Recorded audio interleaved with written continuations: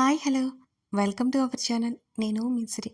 ఈరోజు మనం చెప్పుకోబోయే కథ నీకై తపించే నేను. మీ అందరికీ ఈ కథ నచ్చిందని అనుకుంటున్నాను.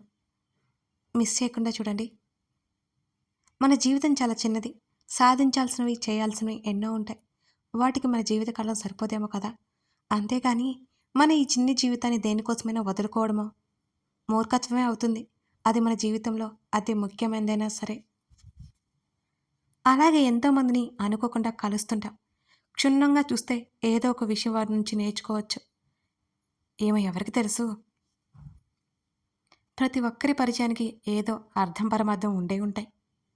తర్వాత రోజు ఆఫీస్‌కెళ్ళింది యజ్ఞ. ప్రతిమ, వర్షిత్, హరిత ముగ్గురిని చూసి చిన్న స్మైల్ ఇచ్చి తన డెస్క్ దగ్గర కూర్చుంది. మేనేజర్ పిలుపుతో అతని క్యాబిన్‌కి వెళ్ళింది యజ్ఞ.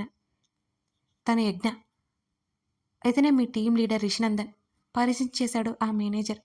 ఇద్దరికీ అతని వైపు చూసి చిన్న నవ్వు నవ్వింది. రిషి మాత్రం ఆశ్చర్యంతో చూశాడు. నిన్న కనీసం నా మొహం కూడా చూడలేదు. ఇప్పుడు నవ్వైనా నా ముఖాన్ని కొట్టింది. థాంక్ గాడ్ అనుకున్నాడు మనసులో. హలో మిస్ యజ్ఞ. చెయ్యి ముందుకు చాపాడు రిషి. నమస్తే అని చెప్పింది సున్నితంగా. అతని షేక్ హ్యాండ్ తిరస్కరించింది. నవ్వుకుని చెయ్యి వెనక్కి తీసుకున్నాడు రిషి. రిషి, ఇక నుండి యజ్ఞ నీ టీం మెంబర్. వర్క్ విషయం నువ్వే చూసుకో అని చెప్పాడు మేనేజర్.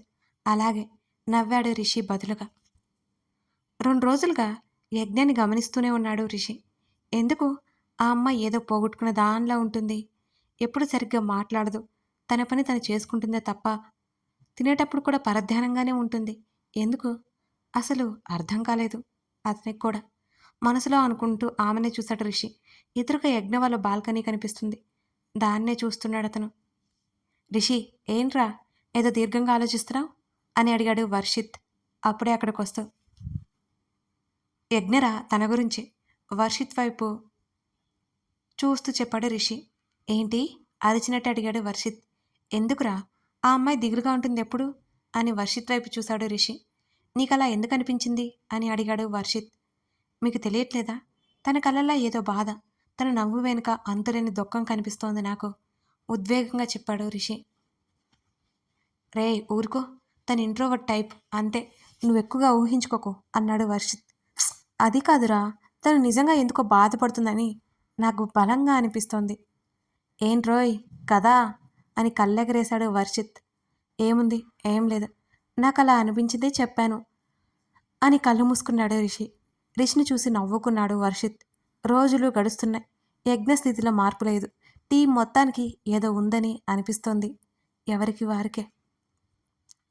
ప్రతిమ, హరిత ఏమిటని అడిగినా నేను ఇంతే అంతే, అంతకంటే ఇంకేం లేదు అని నవ్వి మాట దాటవేసేది యజ్ఞ. రిషి తనే యజ్ఞని మాట్లాడించినా చిన్నగా నవ్వి ఊరుకునేది. అనుమానమే లేదు, ఏదో ఉంది అనుకున్నాడు రిషి. వాళ్ళ మధ్య స్నేహం కొంచెం బలపడింది. ప్రతిమ కూడా యజ్ఞ దగ్గరికి షిఫ్ట్ అయిపోయింది. హరిత వాళ్ళది అదే ఊరు కావడంతో ఇంటి నుంచే ఆఫీస్కి వచ్చేది హరిత. ఇప్పుడిప్పుడే కొంచెం నవ్వుతోంది యజ్ఞ. అదంతా రిషి వల్లే.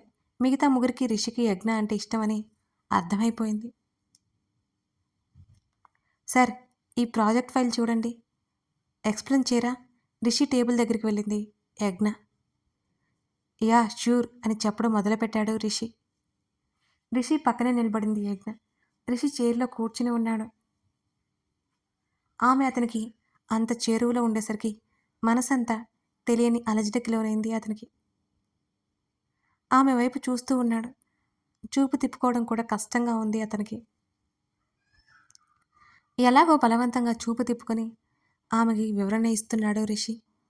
ఆమె అతన్ని ఆకర్షిస్తోంది. థ్యాంక్ యూ సార్ నవ్వుతూ చెప్పింది యజ్ఞ. అతని మనసు ఆనందంతో తేలిపోయింది ఆమె నవ్వుని చూసి. సర్ కాదు రిషి అని చిరుకోపంగా చెప్పాడు. ఓకే రిషి గారు అని అంది యజ్ఞ. రిషి గారు కాదు రిషి అన్నాడు. నెక్స్ట్ టైం పిలుస్తానులేండి అని చెప్పి యజ్ఞ వెళ్ళిపోయింది. వెళ్తున్న ఆమె వైపే చూస్తున్నాడు అతను. అప్పటికే యజ్ఞ వచ్చి 4 రోజులు గడిచిపోయాయి. ఆ రోజు ఆదివారం. సరదాగా బయటికెళ్దాం, నువ్వేమంటావు అని అడిగింది ప్రతిమ.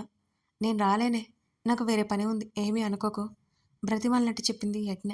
అబ్బా యజ్ఞ, దానికి అంత ఫీల్ అవ్వకు, నేను ఏమీ అనుకోను సరేనా? ఇంతకీ పనేంటి? నేను వస్తానులే నీకు తోడుగా. ఇక్కడుండి ఏం చేస్తాను? నవ్వుతూ చెప్పింది ప్రతిమ. థ్యాంక్స్ హత్తుకుంది ప్రతిమని. ఓ ఓ, ఆగాగు. దీనికిలా అయిపోతే ఎలా? 10 నిమిషాలు సమయం ఇస్తే తయారై వస్తా అని గదిలోకి పరుగుతీస్తూ చెప్పింది ప్రతిమ. రోజు కంపెనీ బస్సులో వెళ్ళడంతో సొంత వెహికల్ లేదు వీళ్ళకి. మెయిన్ రోడ్ మీదకి వచ్చి ఒక పక్కగా నిల్చున్నారు యజ్ఞ ప్రతిమలు. యజ్ఞ, కొంచెం ముందుకు వెళ్దాం. ఆటో ఏమైనా దొరుకుతుంది. అవసరం లేదు ప్రతిమ. అదిగో అక్కడ చూడు, ఆటో వస్తుంది. ఇద్దరు ఎక్కి అడ్రస్ చెప్పారు. భయ్యా, ఎంత సమయం పడుతుంది అని అడిగింది ప్రతిమ. అరగంటలో వెళ్ళిపోవచ్చు. ఇక్కడే దగ్గరలో, ట్రాఫిక్ వల్ల కొంచెం ఆలస్యం అంతే. ఒకసారి వీళ్ళ వైపు చూసి చెప్పాడు ఆటో నడుపుతూ ఆటో డ్రైవర్. ఏ యజ్ఞ, అటు చూడు అని ఆశ్చర్యంతో చెప్పింది ప్రతిమ. యజ్ఞ తల తిప్పి చూసింది ప్రతిమ చూపించిన వైపుకి. రిషి వర్షిత్ హెల్మెట్స్ పెట్టుకుంటూ ఉన్నారు. వీళ్ళ ఆటో ముందుకు వెళ్ళిపోయింది. వీళ్ళు చూస్తుండగానే రిషి బైక్ వీళ్ళని దాటుకుని వెళ్ళిపోయింది. వర్షిత్ అరుస్తూ పిలిచింది ప్రతిమ. వాళ్ళేదో ముఖ్యమైన పనిలో ఉన్నట్టున్నారు. వదిలే, రోడ్డు మీద పిలవడం సరైంది కాదు అని చెప్పింది యజ్ఞ ప్రతిమని వారిస్తూ. శ్రీ నందాదేవి అనాథాశ్రమం. ప్రతిమ యజ్ఞ పెద్ద పెద్ద అక్షరాలతో చెక్కబడిన ఆ ఆశ్రమం పేరు చూస్తూ లోపలికి అడుగుపెట్టారు. ఆశ్రమం చిన్నగా ఉన్న పచ్చని చెట్ల మధ్య పూల మొక్కలతో చిన్న గార్డెన్ లాంటి స్థలంలో ఉంది. పక్కకి చూస్తే పిల్లలు ఆడుకోవడానికి అన్నట్టు స్థలం. అందులో ఆట సామాగ్రి, ఆ తర్వాత ఆశ్రమం మెయిన్ బిల్డింగ్ అన్నీ కనిపిస్తున్నాయి. ఆ ఆశ్రమం ఎవరు చూసుకుంటున్నారో అడిగి ఆఫీస్ రూమ్ వైపుకి వెళ్ళారు ఇద్దరు. అక్కడ రిషిని, వర్షిత్ని చూసి ఆశ్చర్యపోయారు. పక్కనే ఒక ఆవిడ కూడా ఉంది. రిషి యజ్ఞ వైపు చూశాడు. మౌనంగా ఆ గదిని పరిశీలిస్తోంది. హేయ్, మీరేంటి ఇక్కడ? వర్షిత్ని చూస్తూ అడిగింది ప్రతిమ. ఊరికే వచ్చాంలే కానీ మీరెందుకు వచ్చినట్లు సందేహంగా అడిగాడు వర్షిత్. యజ్ఞ రమ్మంటే వచ్చాను అని బదిలిచ్చింది ప్రతిమ. ఓహో అనుకున్నా, నీకు ఇలాంటి మంచి బుద్ధులు కూడానా? వెటకారంగా అన్నాడు వర్షిత్.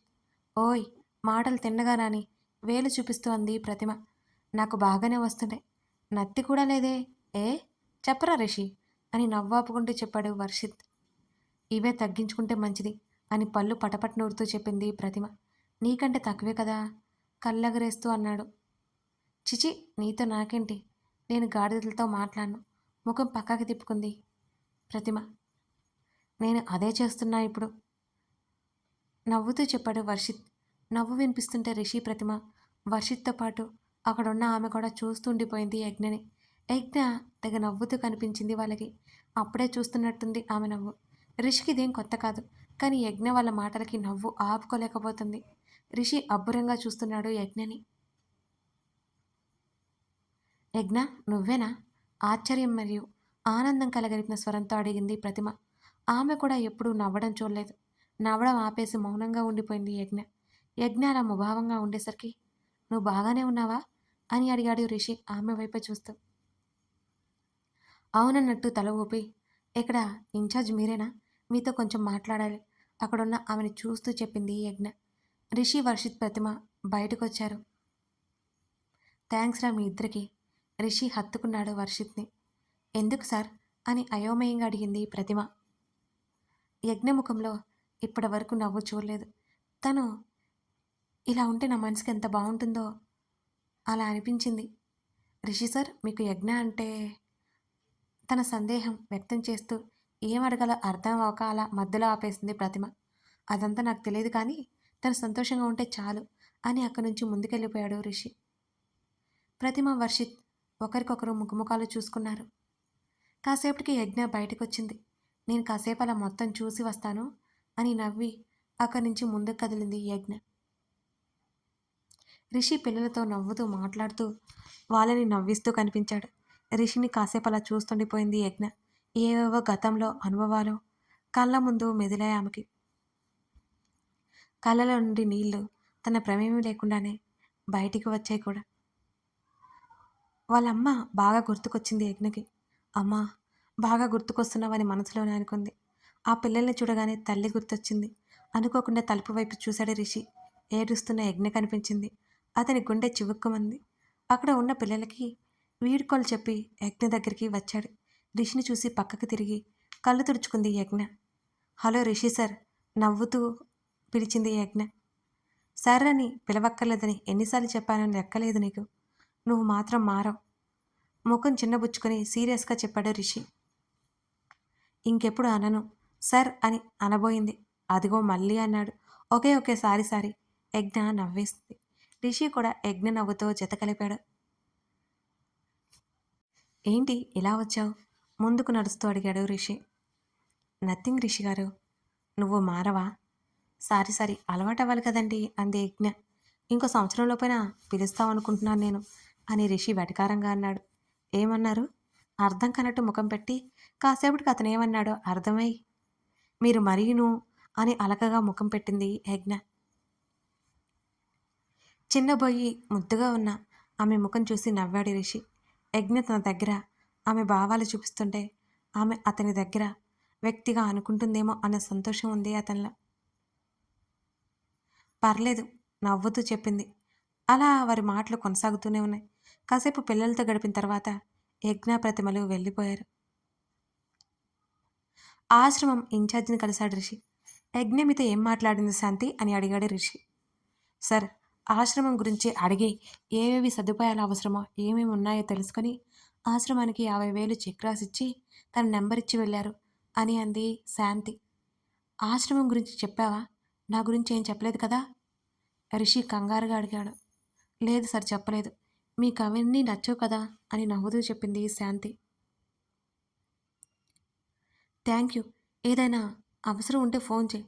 మరికొన్ని మాట్లాడి వెళ్ళిపోయాడు రిషి వర్షిత్తో పాటు. ఈవినింగ్ బయటకు వెళ్దామా? ప్రతిమ అడగడంతో వెళ్దాం వెళ్దాం నేను రెడీ అని అంది హరిత. యజ్ఞ నువ్వు కూడా రావచ్చుగా బ్రతిమాలినట్టు అడిగింది ప్రతిమ. చిన్నగా నవ్వుతూ చెప్పింది. ఎక్కడికి రావచ్చుగా అంటున్నావు? అప్పుడే రిషితో పాటు అక్కడికి వస్తా అడిగాడు వర్షిత్. ఆ ఏట్లోకి వస్తావా అంది ప్రతిమ. హో క్యారియాన్ అన్నాడు వర్షిత్. వర్షిత్ నువ్వు ఆపు, ఎనీ ప్రాబ్లం? యజ్ఞ వైపు ఒకసారి చూసి ప్రతిమ వాళ్ళ వైపు తిరిగి అన్నాడు.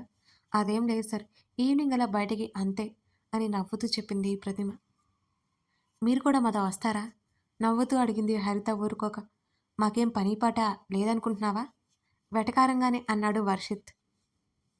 వస్తేరా లేకపోతే దుబ్బే కోపంగా అంది ప్రతిమ.